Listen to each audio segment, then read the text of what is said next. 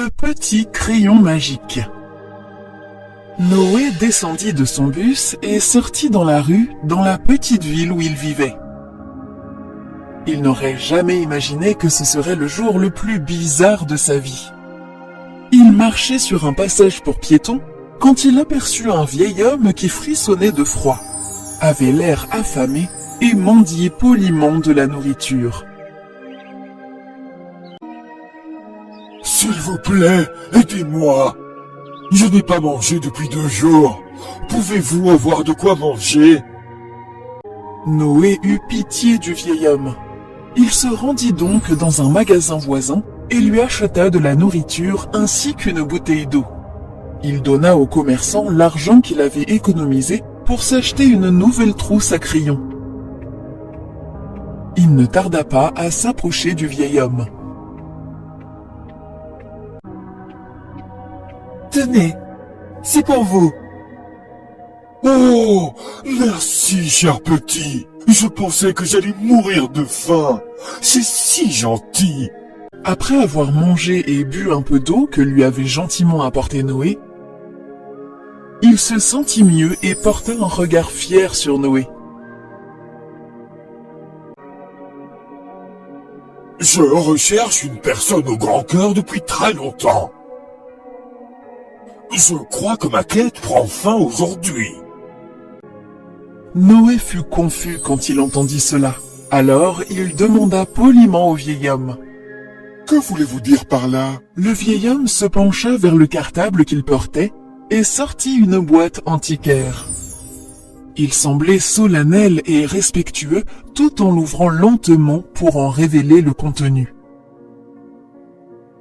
À l'intérieur reposait un très vieux crayon qui brillait comme une petite étoile.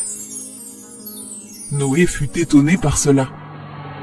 Soudain, le vieil homme ferma brusquement le couvercle rouillé, le remettant à Noé, et lui dit « Noah, oui, je connais ton nom car je suis un magicien. J'ai fait une très longue quête à la recherche d'un garçon comme toi, qui serait prêt à mettre de côté ses propres désirs afin d'aider les autres. Maintenant, tu peux aider les autres avec ce crayon magique. Dessine ce que tu veux et il apparaîtra devant toi instantanément. » Oh, waouh! Merci, gentil sorcier! Maintenant, je peux aider les gens dans le besoin, quand je veux. C'est génial! Merci beaucoup! Souviens-toi juste de ces 2 choses. Ne dis ce secret à personne, sinon ils te le voleront. Et deuxièmement, si tu as besoin de mon aide, à tout moment, tu peux faire un dessin de moi et je serai là en un clin d'œil. Ne t'inquiète pas, sorcier. Je me souviendrai de tes instructions. Le magicien disparut en un clin d'œil et Noé poursuivit son voyage de retour avec enthousiasme. Noé ne put attendre pour tester son crayon magique. Alors, il dessina un gâteau. Et hop, il apparut aussitôt sur un plateau d'argent. Le lendemain, il se mit à aider chaque personne qu'il rencontra, qui avait des besoins.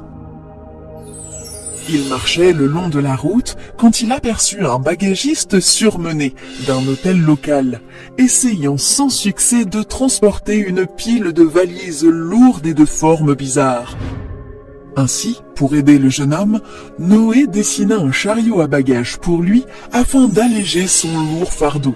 Puis, il aperçut une petite fille pieds nus qui vendait des allumettes, et personne ne semblait s'en soucier. Mais Noé lui dessina un panier de nourriture ainsi que des chaussures confortables. Au bout d'un moment, il aperçut des sans-abri frissonnant dans la rue froide et impraticable. Alors, il dessina quelques belles petites maisons pour eux. C'est ainsi que Noé choisit d'aider les gens autour de lui. Un jour, alors qu'il aidait un pauvre homme, le maire avide et égoïste vit le garçon gentil et serviable. Il comprit également comment le petit garçon Noé put faire apparaître toutes ces choses à l'aide d'un simple crayon magique. Le lendemain, le maire ordonna à un policier d'arrêter le garçon pour l'utilisation illégale de la magie envers les malheureux, parce que la loi que le maire avait faite ne permettait l'usage de la magie que pour les gens riches du pays. La police retrouva Noé qui, à l'aide de son crayon magique et à la vue de tous, aidait par magie les plus démunis, et l'arrêta sur place, puis le traîna pour le présenter au maire. Il dit: Noah, j'ai vu comment tu aidais les malades, les affamés, les sans-abri et les pauvres. Maintenant, tu dois m'aider. Dessine-moi ce que je veux. Un arbre qui produit des fruits d'or solides. Monsieur, avec tout le respect que je vous dois, je n'aide que les pauvres et les nécessiteux. Et vous n'êtes ni pauvre ni nécessiteux. Ce n'est pas une requête, Noah. C'est un ordre. Je suis désolé, monsieur le maire, mais je ne le ferai pas. Alors prépare-toi à une punition sévère, espèce d'idiot.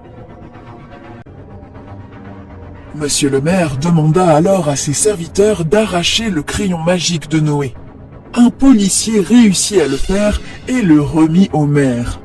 Maintenant, le maire commença à dessiner un arbre avec des fruits dorés. C'était une belle photo, pleine de détails colorés, mais la magie du crayon ne réagit pas à lui. Il remit ensuite les outils d'écriture au policier, qui essaya également, mais sans succès, de faire apparaître quelque chose de son dessin de cheval qu'il avait gribouillé sur une feuille de papier fraîche. Le policier répondit au maire: Je pense que le crayon ne recevra aucun ordre de notre part, monsieur.